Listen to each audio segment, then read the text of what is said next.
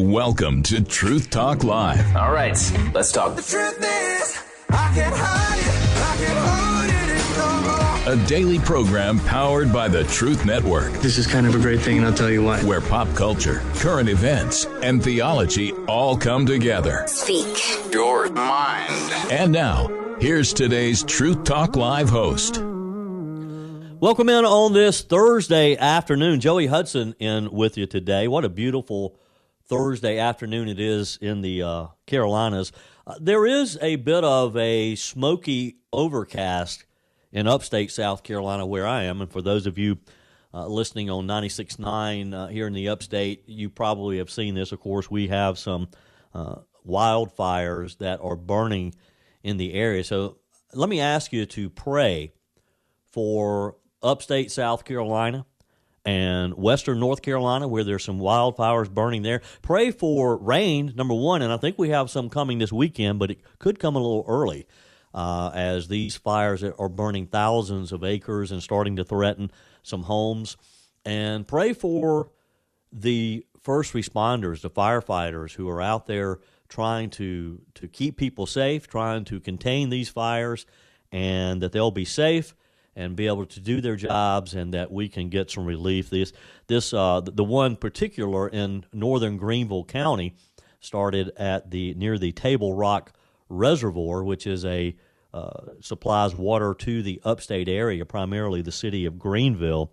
And it started with just 4 teenagers who were out hiking and started a fire, and unfortunately it got out of control. Started at a few hundred acres and then spread to a few thousand acres, and as of earlier today, it was just over 4,000 acres. And a separate fire that spun off of that is known as the Persimmon Ridge Fire is in a separate area of northern Greenville County, kind of climbing the mountain towards Caesar's Head and Cedar Mountain, North Carolina, and potentially moving into that western North Carolina area too. Of course, Polk County and others are being hit by these two. So the conditions are perfect, as Hurricane Helene left a lot of debris on the forest floor, and just really it has served as kindling for these fires. So the Carolinas need your prayer that people will be safe, their homes will be safe, and, of course, the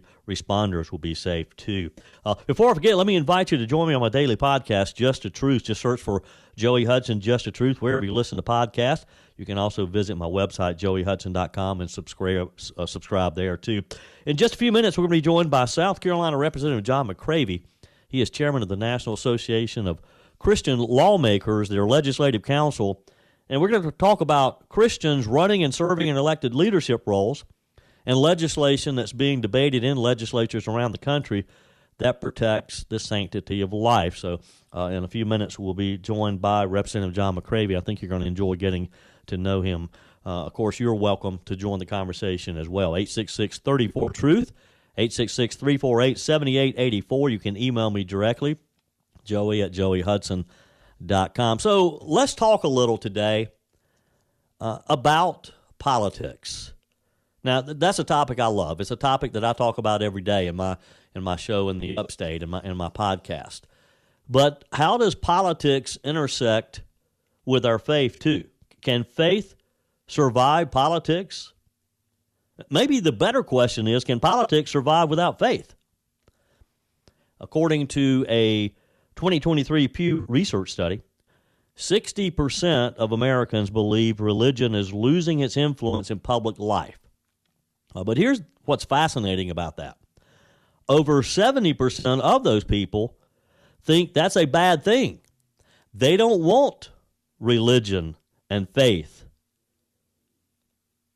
leaving public life. They want its influence in public life. They think that government is run more efficiently, that it's more fair, less corruption when there is an element of faith among the leaders. Deep down, and even in a society moving away from traditional faith, and boy, have we seen that, haven't we? People still recognize the value of a godly influence. Yet many Christians see politics as too dirty. It's too divisive. We can't get involved in that. We have to keep our faith separate. So we back away we stay silent and we settle for spectators. We settle for being spectators instead of servants, instead of being leaders. But what if the very reason that politics feels so dark and so dirty and so divisive, what if the very reasons of that is because the light has been pulled out, because we don't have enough Christians serving in the right places? In Matthew, Jesus said, "You are the light of the world. A city set on a hill cannot be hidden. Let your light shine before others." That wasn't just about church on Sunday, I believe. That was about living out our faith everywhere, including the public square, including school boards, city councils, county councils, state legislatures, at all levels of our elected offices, of our bureaucracies. Let our light shine. This isn't about grabbing power.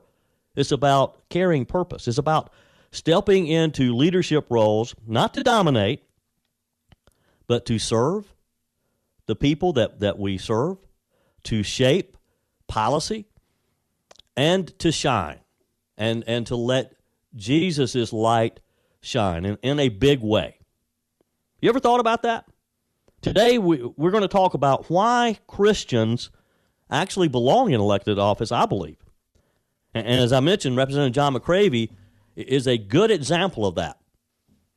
And I'm so happy that we're going to be able to spend a few minutes with him, and I can introduce you to one of my favorite members of the South Carolina legislature. But we're also going to talk about, and I want you to think about, maybe God's calling you to lead where the world needs it most, where your county needs it most, where your state, city, where your school district needs it most. Have you ever thought about that God may be calling you to serve in some type of elected office? We're going to get into all that, and I'd love to get your feedback, your comments. You can email me directly, joey@joeyhudson.com. Of course, you can call 866-348-7884, 866-34-TRUTH. Love to get your comments. Emails, joey@joeyhudson.com. I'm Joey Hudson, in with you today.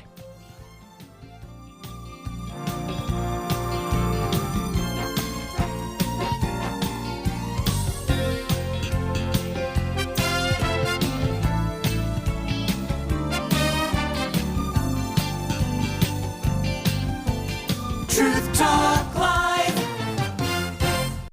You're listening to the Truth Network and truthnetwork.com.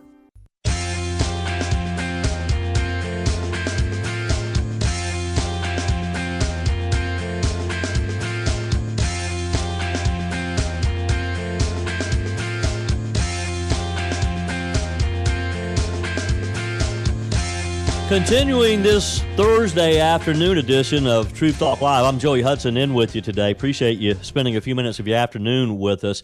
Your comments are welcome.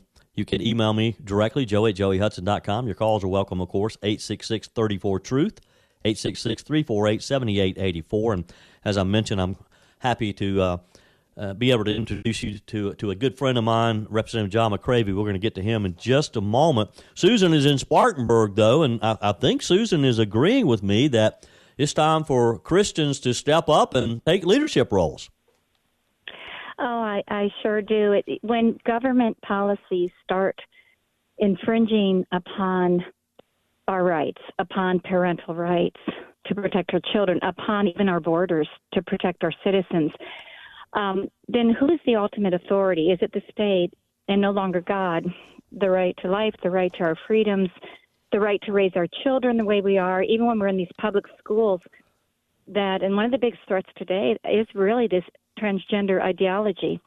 So the women's rights, to totally discriminate against women, allowing men to come into, our bathrooms, our children's bathrooms. It should be women and men. This is when, if we don't stand up and be people of courage, and we have to, that is our duty now. That is our duty. That's how we've gotten into this somewhat of a mess, I'll say, because we have allowed this to happen. And look, this is the best time ever for Christians to step up and take leadership roles so that we can, because we're in a fight here. This is a war. And this is a war, and it's going to continue. And we can't just depend upon Trump and just his small cabinet. We have to get behind him 100%. And I really would like to see churches get off the fence and more pastors and more churches get together, united, because the fight is here and it's real, and it's not going to go away. Amen. And we are in a fight for really our rights, and really the authority is God's ultimate authority, his kingdom. Or we're going to allow the dictators, we're going to allow the voices of the state authority that may not be godly people. And so that's the way it is, and that's our duty. Susan, you're so right. Hey, appreciate you listening this afternoon. Have a blessed afternoon. I appreciate you because you're one of those voices of courage, and we need voices like you. So thank you. Well, thank you. You're very kind. John McCravey serves the people of the 13th District in the South Carolina House of Representatives. He's a good friend, has been over the years. Representative McCravey has been a tireless advocate for the protection of life. He sponsored and fought for the passage of the fetal heartbeat bill in South Carolina and is presently working towards the passage of the South Carolina Human Life Protection Act. Representative McCravey is the founder and chairman of the South Carolina Family Caucus and just recently became the chairman of the National Association of Christian Lawmakers Legislative Council. From Greenwood, South Carolina, Representative John McCravey is on our guest line. Welcome, sir. How are you? Joey, I'm doing great. It's an honor to be on today, and I agree with Susan, who just called. We appreciate you and all you do to get the word out and to be a Christian conservative out there in the world. Well, thank you, sir. Look, you're in the trenches every day, and the reason Susan called is our first segment there. I kind of challenged our listeners today, and we talked about in Matthew 5:14. You are the light of the world. The city set on the hill cannot be hidden. Let your light shine before others. And my argument is that's just not in the church. That's in the public square as well. That's so true, Joey. And it's time for Christians to stand up and stand up for our faith and stand firm for what's right. Yep. Well, and you've been in the heart of that battle in the South Carolina legislature. If you will, take just a few minutes, Representative McCravey, for our listeners who are not familiar with South Carolina's fetal heartbeat bill. Give us the history of this law, which it took several years and multiple court challenges. And then, if you will, kind of give us an overview, too, of the Human Life Protection Act and what it does as opposed to the heartbeat bill and furthering those protections. Yes, so Joey. Well, we started really around 2018. In 2017, we formed something we call the Family Caucus in South Carolina. We're a group of Christian conservatives who banded together in the House of Representatives and the Senate to organize. And you know, we had a situation much like our nation where we have Christians, but they're not organized. And so we wanted to organize our legislators, and we've been very successful in South Carolina. But one of the very first bills that we promoted was the heartbeat bill. This was way before Dobbs. It was before when they said we couldn't get this passed. We got it passed in South Carolina. It took a lot. We've been sued numerous times by Planned Parenthood, but we've survived all the lawsuits, and that's the law in South Carolina now, the heartbeat bill. Once Dobbs was overturned, we certainly wanted to go further than just the heartbeat. You know, we still have, even though the heartbeat bill is the law, we still have 2,400 approximately babies every year that are still being killed, even though we've saved thousands. So we need, and this is the same in every state. So we've got to keep fighting for these children, and we want to pass the Human Life Protection Act that would take it back to the time when a woman is first known to be pregnant, that baby would be protected. So that's what we're trying to do in South Carolina. It's an uphill battle right now. I think, you know, the populace is we had such a fight on the heartbeat bill. I think people are taking a breath right now, but I'm not stopping, and we're not going to stop. Our Family Caucus is going to keep promoting this in South Carolina. And so this is, you know, and the Human Life Protection Act as a segue into our National Association of Christian Lawmakers is one of our model bills. And so we've adopted that in the National Association of Christian Lawmakers, which we organized that about the same time as the Family Caucus in South Carolina. Mm-hmm. It was the vision of Senator Jason Rapert in Arkansas. And man, I was so encouraged to see a national organization. It may be the first of its kind, where we have Christian conservatives from almost every state joining together, legislators, federal legislators, state legislators, and local lawmakers. And we've gathered together, and we're now sharing legislation with each other. We're having great conferences. We got a conference coming up, I know, at Liberty University, coming up June the 5th, and everybody's invited to it. If you want to join our effort, you're welcome to do so. And we'll talk later on in your program if you want to about how they can do that. But does that answer your question? Or it does.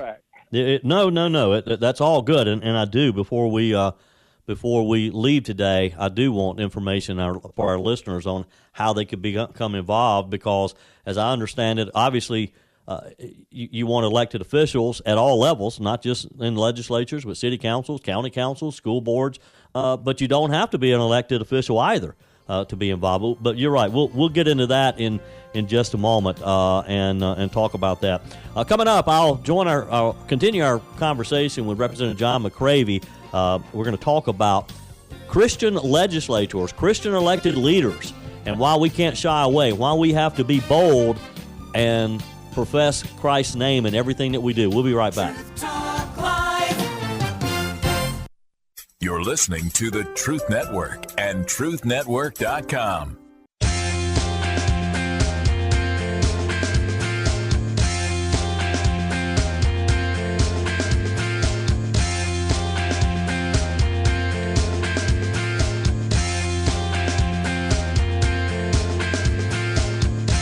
Continuing this Thursday afternoon edition of Truth Talk, I'm Joey Hudson in with you today. Love for you to join the conversation, 866-34-TRUTH, 866-348-7884. Of course, I love your emails, joey@joeyhudson.com. Let me invite you to join me on my daily podcast, Just the Truth. Just search for Joey Hudson, Just the Truth, wherever you listen to podcasts. You can check out my website, joeyhudson.com, too, and subscribe there. We're talking today about Christians being leaders, taking leadership roles in their communities at all levels, local level, state levels, national level. Representative John McCravey is from Greenwood, South Carolina. He represents the 13th District in the South Carolina House of Representatives, and I can say that John McCravey is the epitome of what a Christian leader looks like, and I'm glad to have him on with me today. I appreciate your time today, Representative McCravey. Well, thank you, and continuing our conversation, Joey, thank you again for what you are doing. You're a Christian leader yourself, and I really appreciate what you do. Well, thank you, sir. I appreciate that. Earlier, I mentioned a 2023 Pew Research study. It shows that 60% of Americans believe religion is losing its influence in public life. That same study shows that a smaller amount of people identify as Christians. It has decreased steadily over the past few years, over the past few decades. But here's what's kind of fascinating about that. Of those 60%, 70% of those people believe that it's a bad thing. 70% of those actually want people with godly values to be involved and to hold leadership roles in our government at all levels. I was looking at the website of the National Association of Christian Lawmakers, and you have a quote on there from the first Chief Justice of the United States, John Jay. He said, "Providence has given to our people the choice of their rulers, and it is their duty, as well as privilege and interest of our Christian nation, to select and prefer Christians for their rulers." And that's our role, isn't it, Representative McCravey, as voters, is to seek out people, men and women, who are Christians, who are running for office, and support them, vote for them support them monetarily and get them elected. It certainly is. And we have to support them after they're elected as well. Good point. So we've got, the National Association of Christian Lawmakers, once again, that's what they do. And that's been such an important part of my service in our state. I'm encouraged when I go to these conferences and I see people like Charlie Kirk and the Speaker of the House, Mike Johnson, who's not afraid of his faith. Yeah. We listened to Coach Kennedy speak up in our last conference, and we've had heroes to me like Mike Huckabee. He's one of our board of advisors. Yeah. We've had others so many others that we've had to come and encourage us. At the same time, we've been inspired by a lot of faith leaders like John Hagee, Andrew Womack, and Tony Perkins. I got to sit beside Tony Perkins at our last conference. And so I was so encouraged by that. Yeah. And we've got so many supporters. Anybody out there that's listening can join our group, be a part of what we do, come to a conference and see what's going on. And so it's exciting to me, the progress we've made, and so many legislators from you can meet legislators from Alaska to Florida. Yeah. These are legislators that are dedicated to the Christian faith, that see our world with a Christian worldview, a biblical worldview. And so we've got our upcoming conference coming up June the 5th at Liberty University. We've been there several times now. And it's in Lynchburg, Virginia, of course, and it's not too late to sign up. It's not too late to sponsor this event. And if you'll go to our website, www.christianlawmakers.com, and you can find all the information there and sign up, join. It's not expensive to join. It's really cheap. We've got so many leaders that you can meet and be a part of something great that's going on in our nation. Yeah. So I did want to get that out.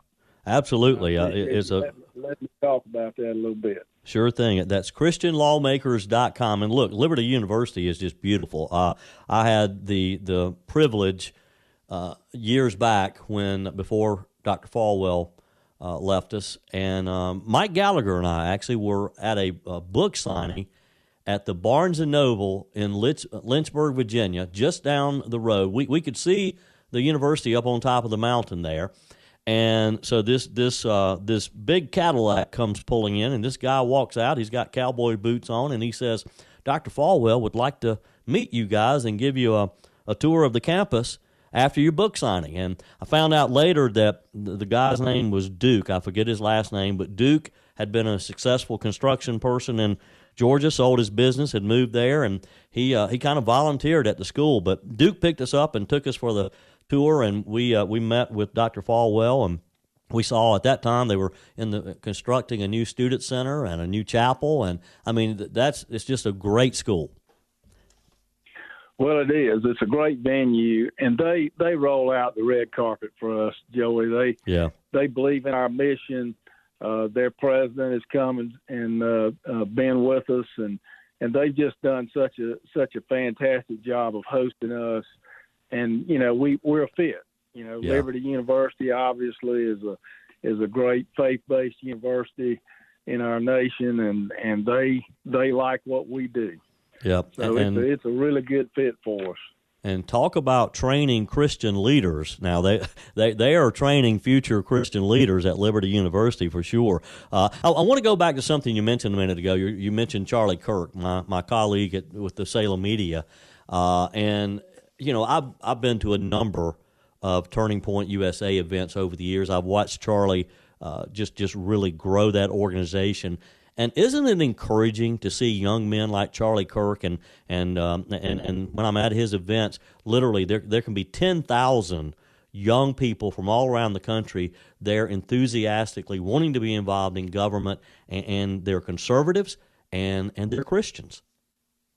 Oh, man, it is so encouraging, so encouraging. He has such a great, really, I call it a ministry exactly. going on. and he goes on to these campuses, and they get excited. Yep. I tell you another group, Joey, just like that we have involved and that's been to NACL is Students for Life. Yep. Kristen Hawkins is the leader of that. She's on our advisory board as well. But these young people on campus, they get excited about saving lives, and they are out there working, and they are so enthusiastic for the cause of life. It's just very encouraging. So that's another group. But yes. Yeah. I'm hoping and I'm praying, and I see signs of it, that our next generation is gonna not be maybe as much like the millennials, but they're going to be a majority of Christians that are going to influence our country for the good. Yeah. So we're looking forward to that. South Carolina Representative John McCravey with us today in our final minute or so together here. You know, Republican candidates won. We had a good year in 2024. Of course, re-electing Donald Trump for another term. But, you know, in the end, across the country this month has been reorg. People have been going to their precinct meetings for the Republican Party. And reorg is such an important part of the process because just because we won, and I've been hearing stories from around the country that attendance has not been as good as party leaders would like. People are saying, well, we won. Well, yes, we did win, but the fight continues, and it's more important now than ever to be involved, isn't it? It sure is, Joey. Just because we have a president who is now freeing up Christians from persecution, that doesn't mean that's going to last. We've got to elect Christians from the grassroots up, and there's no question. You took the words right out of my mouth. We've got to be involved from the ground up, and everybody's got to be involved. You know, we're not going to be assured of having a Christian conservative government unless we elect people all across our nation who agree with that. So I can't encourage people enough to get out, be involved wherever you are, even if it's in a town, even if it's in a county, even if it's with your state or even federally. Yeah. Get involved. You know, your school board. Please get involved out there. And I like the challenge that you threw out earlier. You know, we have got to challenge ourselves. Everybody needs to step it up a little bit because there's no guarantees. Absolutely. Yeah. Representative John McCravey, it's always a pleasure. I pray for you all the time because I know you're in the middle of the fight. Keep it up for us. Thank you, brother. We appreciate you. Yeah. John McCravey, South Carolina Representative. Joey Hudson in with you today. Hope you'll join the conversation. Truth Talk Live. You're listening to the Truth Network and truthnetwork.com.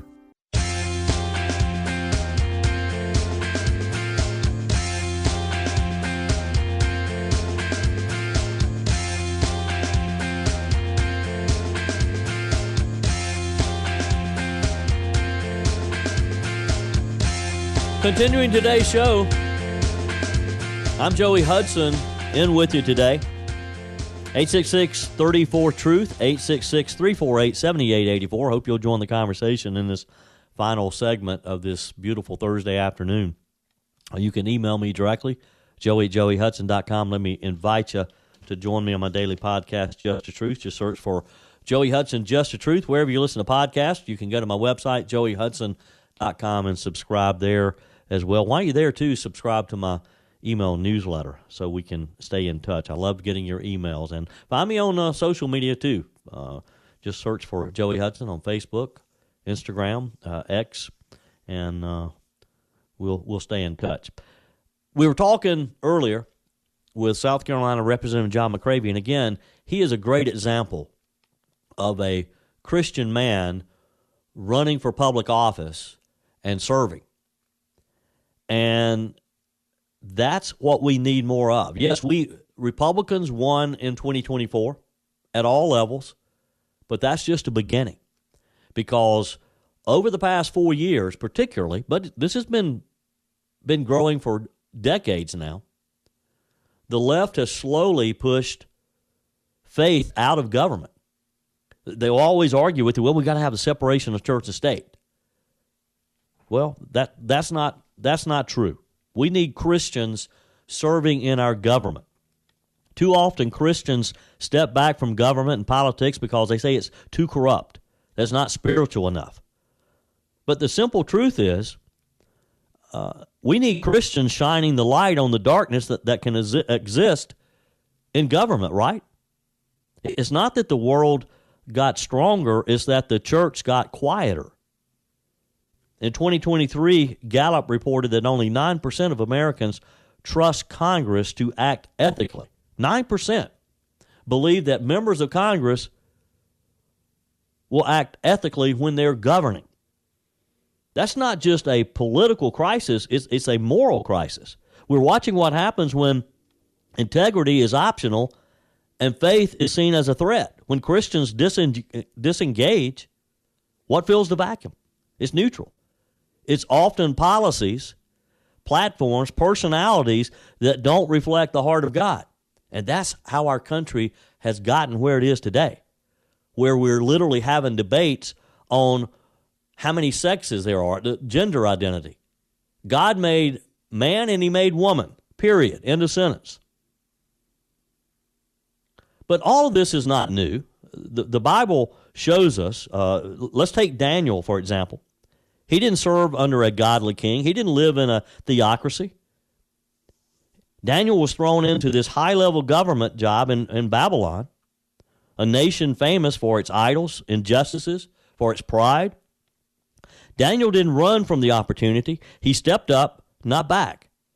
And through his integrity, through his prayer life, and through his wisdom, even pagan kings came to honor the one true God.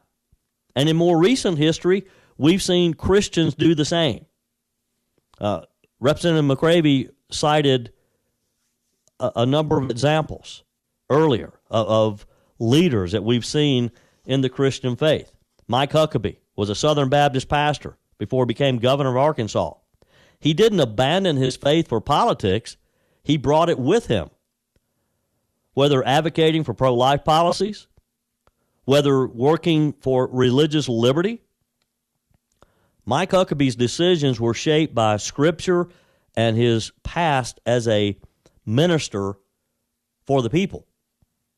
So here's a challenge for us today. We have to be involved more than ever.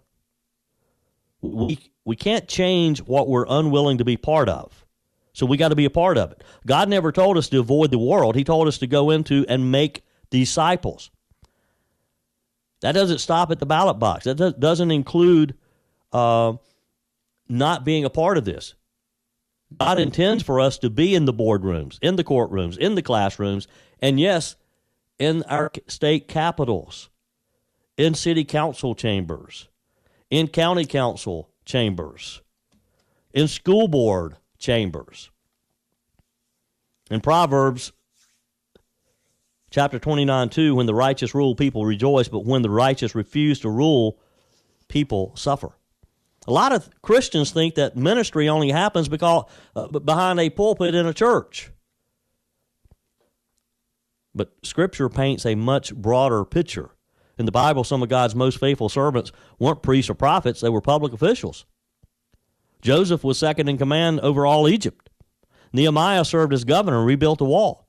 Daniel, as we mentioned a minute ago, as we saw earlier, held top-level roles in a pagan empire. So here's the key, and here's what we have to keep in mind. Their leadership wasn't separate from their faith. It flowed from it. Modern politics often feels like a power game, but biblical leadership is something completely different. In Mark, Jesus said, whoever wants to be great among you must be your servant. That means leadership at its core is ministry. It's shepherding people. It's creating laws that protect the vulnerable, defend the weak, and promote righteousness. But sadly, a lot of churches don't talk about it. A lot of churches think, oh, we have to stay out of politics. There's no place for that. Pastors shy away from talking about politics at the pulpit because they're afraid that they're going to upset someone in the congregation. And again, I go back to the study that I talked with Representative McCravey about a minute ago from the Barna Group that shows this shows 79% of pastors believe the Bible speaks to political and social issues. Only 10% say they preach on those topics regularly. So why the gap? And again, it's that fear of controversy, fear of division, fear of being misunderstood. But isn't the cost of silence too high? I mean, when we don't disciple people for public service, when we leave them to be discipled by culture, we get where we are today in a lot of different situations. We don't get the Christian leaders who embrace their public role as a ministry, as something that God called them to do. And this isn't about the left or the right. It's about right and wrong. And it's not even necessarily about Republicans versus Democrats. Although typically Republicans tend to be more conservative in their beliefs. But Christians led by the Spirit can bring a voice of wisdom. They can bring the healing. You know, Joe Biden went into office saying he was going to be the president of unity. He was going to bring the country back together. But because of the divisiveness that he allowed and even promoted among the left, among the woke, he did the exact opposite. We got to get back to that healing, don't we? We got to get back to not being afraid to profess our faith and put that righteousness and that healing and that wisdom and that faith back in the public square and not be shy about it. When we view leadership as ministry, we stop asking, do I want to be in politics? And we start asking, where does God want to use me? Does God want me to be in politics? What role does God want me to play? Because there's this dangerous idea floating around the church, one that sounds spiritual but actually keeps believers sidelined. It's a thought that says politics is secular. The gospel is spiritual. Let's not mix the two. Yes, we do. We do want to mix the two. Am I wrong? Email me, joe@joeyhudson.com. I'd love to hear from you if you think I'm off base here. And we'll talk about it again the next time I'm sitting in with you. Because here's the truth. There's no part of life where Jesus doesn't belong. The gospel was never meant to stay within the four walls of a church. It's meant to go into every sphere: media, education, business, family, and yes, government. Again, the public square. We need it there more than ever. This comes back to where Jesus in Matthew said, go therefore and make disciples of all nations. That word nations means more than just people. It means systems. It means cultures. It means communities. It means government bodies. We're not called to retreat from these things, from culture, from the public arena. We're called to help renew it. We're called to support it and be a part of it. When Christians view politics as a mission field, it's going to change everything. It's no longer us versus them. It's about salt and light. It's preserving what's good, revealing what's true, and resisting what's evil. And I believe the world's hungry for it. A Lifeway research survey found that 63% of churchgoers believe that elected officials should base their decision on biblical values. Even in a polarized world, people still long for leaders who lead with conviction, who lead with compassion, and that Christ-like character. And there's a lot of examples in our history, in our country's history, because, as you know, our country was founded on those Christian principles. It was not unusual then, back in the day of our early leaders, they often talked about their faith. The Bible and their faith was a big part of it. And that's where we have to get back, folks. That's where we have to elect people who are not shy of talking about their faith, who will serve with purpose, who will step into public leadership, not for the power, but to serve others. I'm Joey Hudson. It's been great being with you today. Email me, joey@joeyhudson.com. Have a wonderful day.